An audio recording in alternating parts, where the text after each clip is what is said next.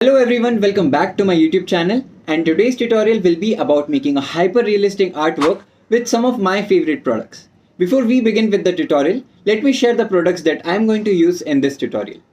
I will be using Camel's sketchbook, Camlin drawing pencils, Camlin's color pencils and Arfina fixative spray for this artwork. When it comes to hyper-realism, having the right tools is crucial.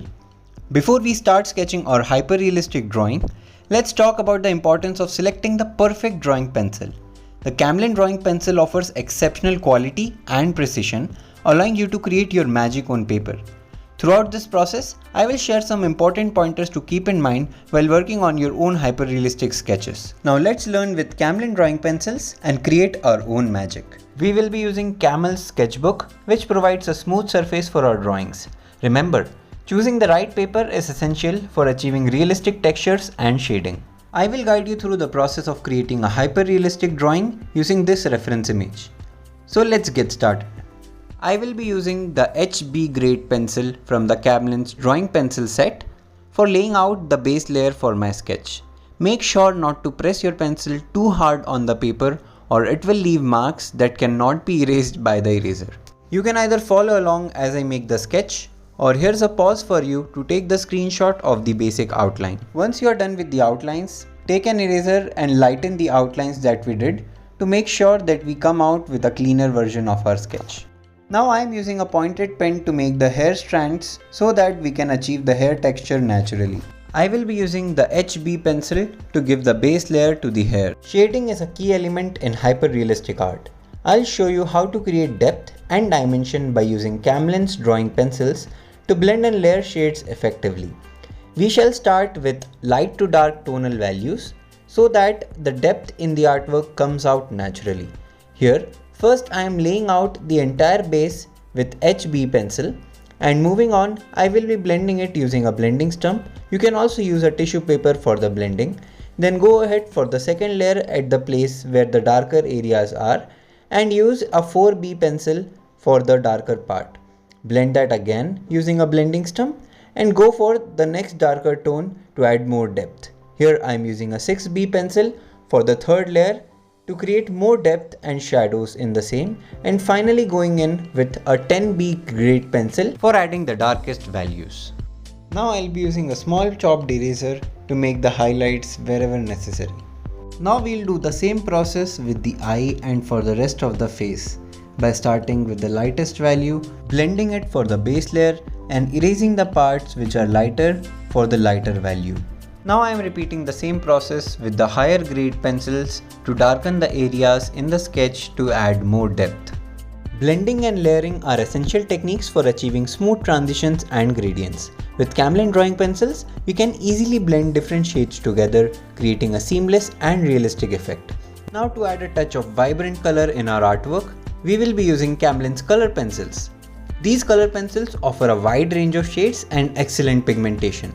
By carefully selecting the appropriate colors, we can accentuate certain areas of our artwork such as the eyes of the peacock, the furs, and the colorful areas. Now I will start to color the peacock by blocking in all the darker values using a black color pencil, gradually adding the shades of brown, burnt ochre, and orange, leaving the space white for the highlights.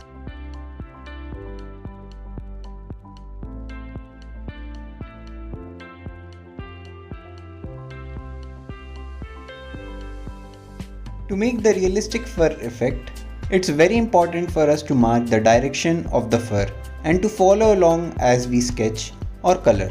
So I will be using a lighter blue color pencil to mark the direction where the fur on the face are going for, and I will again go with black to darken all the areas which require depth and detail. Now I will add some more highlights using light brown, yellow, orange and dark blue around the face to give it a more natural effect, and for blending the shades I am using the white pencil to give it a smoother texture. Through the entire process of making realistic fur to create the texture and to make it lifelike, I will be going back and forth with black, dark blue and light blue and marking the directions of the fur where they are growing from throughout the entire neck and around the face. Once I'm done laying down the lighter values, I'll go ahead and lay the darker values and then the darkest values. This process is very similar to how we shaded the face. Now just go ahead and mark the direction of the fur. Go ahead with a lighter blue, then black, then go with the darker blue, and then again blend all the three shades together. By repeating this process back and forth patiently and in the end using a white pencil to blend all the strokes, we will be able to achieve a hyper-realistic fur texture.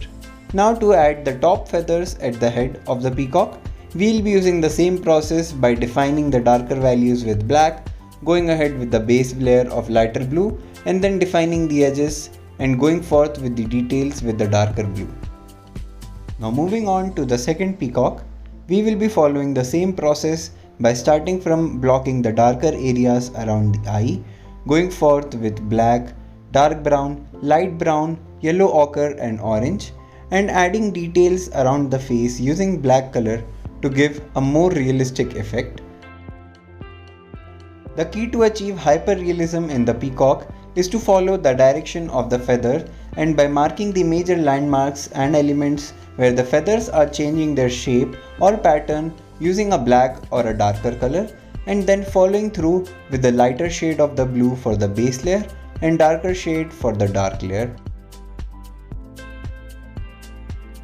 Here, instead of just scratching my pencil around, I am aiming to create much abstract shapes which looks like little tiny feathers around the face. Using this technique, you will be able to achieve the hyper-realistic fur texture on the face of the peacock. Now we will follow the similar process of creating realistic fur effect in the lower body of the first peacock and the upper neck of the second peacock. As we know, shadows play a crucial role in hyperrealism as they bring depth and dimension in our artwork, and Camlin's color pencils helps us to achieve the same in a smooth and effortless manner because of their creamy pigmentation in the pencils. Now keep following the similar process of adding a lighter value, then a darker value, and blending them all together as we did for the other areas to create the realistic texture for the fur. And there you have it, our hyper-realistic sketch is complete. And now we want our masterpiece to stand the test of the time. That's where Arfina's fixative spray comes in handy. By applying a light mist of this fixative spray, we can protect our artwork from smudging and ensure its longevity. I must say, Camlin products always make the process smooth and enjoyable. The quality and performance of these pencils truly impressed me, enabling me to bring out every detail in the artwork. Their versatility, smoothness, and range of shades have enabled me to create realistic textures and vibrant accents effortlessly. I hope you enjoyed the tutorial and learned some valuable techniques along the way. Don't forget to visit the Camel's artist community page, where you can find inspiration, tutorials, and share your artworks with the world. Let's build a community together. Use the hashtag #MyCommunityOurLove to join in the creative journey. Thanks for watching and keep creating the magic of art.